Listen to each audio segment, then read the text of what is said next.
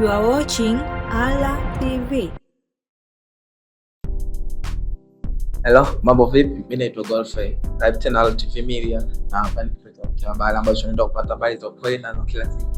Sasa leo nimekuletea habari moja ambayo imekuwa headline sana katika wiki hii iliyopita hapo nyuma kuhusiana na swala zima la TikTok. Tunafahamu kwamba TikTok ilipitia mzozo mkubwa sana nyuma siasa na kisheria pia, kwa sababu TikTok inaonekana inafanya makosa na pia inafundisha baadhi ya taarifa za Kimarekani. Kwa hiyo TikTok ilipitia wakati mgumu kiasi kwamba mpaka ikafungiwa. Kuna kipindi ambacho najua kabisa watu wengi waliona kwamba TikTok inasumbua na ilifungiwa. Sasa mzozo ukawa mwingi, lakini pia Rais Donald Trump aliweza kuzingatia mchongo kwa fresh kabisa, akasema kwamba ataweza kuongea na kampuni ya TikTok ambayo ni ByteDance ikitokea China, na waliweka mpango thabiti ya kwamba watakuwa na makubaliano ambayo wataingia katika kikao chao ambacho watakifanya. Sasa hapo nyuma TikTok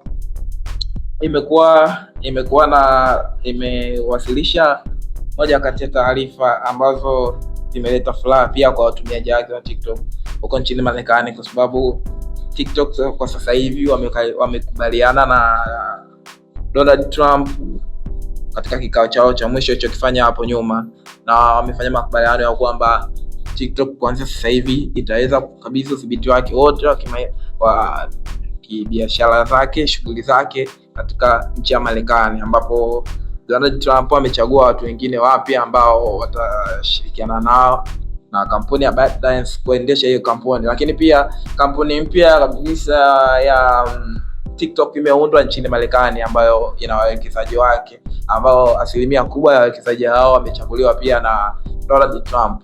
Yaani ni kwamba watu ambao wameaminika na Rais Donald Trump na kuhakikisha kwamba wanaweza kusimamia shughuli za TikTok. Sasa kampuni mpya kabisa ambayo imeundwa na Donald Trump huko nchini Marekani inaitwa TikTok USD Joint Venture, ambayo sasa hivi inasimamiwa na Marekani na makuu yote kwa Marekani.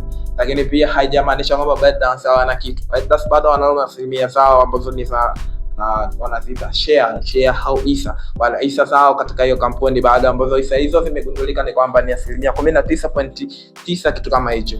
Kwa hiyo TikTok kwa sasa hivi imeuzwa, na kwa sasa hivi TikTok inamilikiwa na Marekani. Sio tu kuuzwa, ni makubaliano ambayo yameingia ya kibiashara kuhakikisha kwamba TikTok isipotee katika dira yake.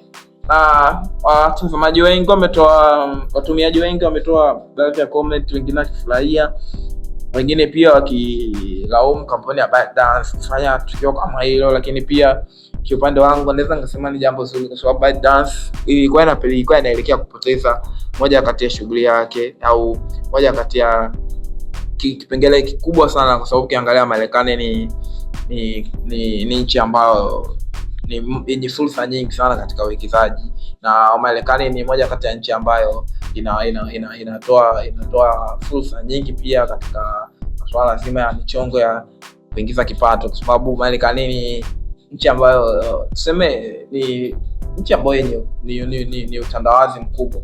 Kwa hiyo mimi kuona ByteDance wameuza hisa zao, wameuza kampuni yao kwa Marekani, mimi naona ni jambo zuri, kwani wengi wetu sasa hivi tungekuwa ni wanyonge, kwa sababu ByteDance wametuletea kitu ambacho ni kizuri sana. Ukiangalia TikTok ni moja kati ya hapo sasa hivi imekuwa ni hapo namba moja ambayo ina support sana vijana, kuanzia kwenye masuala ya comedy, content creators pamoja na mambo mengi. Kwa hiyo ByteDance kufanya hii makubaliano, kwa mimi nimependezwa na hiki kitendo.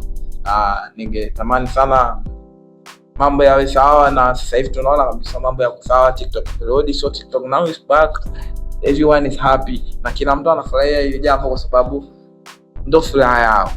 Kwa hiyo basi chongo mekaa hivyo ndani ya wiki hii, na hiyo ndio habari ambayo nilitamani sana kuambia au kushare na nyinyi wapenzi watazamaji. Ila sasa tutaka kuambia usahau comment katika comment box hapo chini, lakini pia usahau kusubscribe na pia kushare. Pia unagonga alama kengele hapo pembeni ili uwe wa kwanza kupata taarifa zetu za habari. Hii ni Hala TV Media na mimi naitwa Godfrey. Karibu tena na wakati mwingine.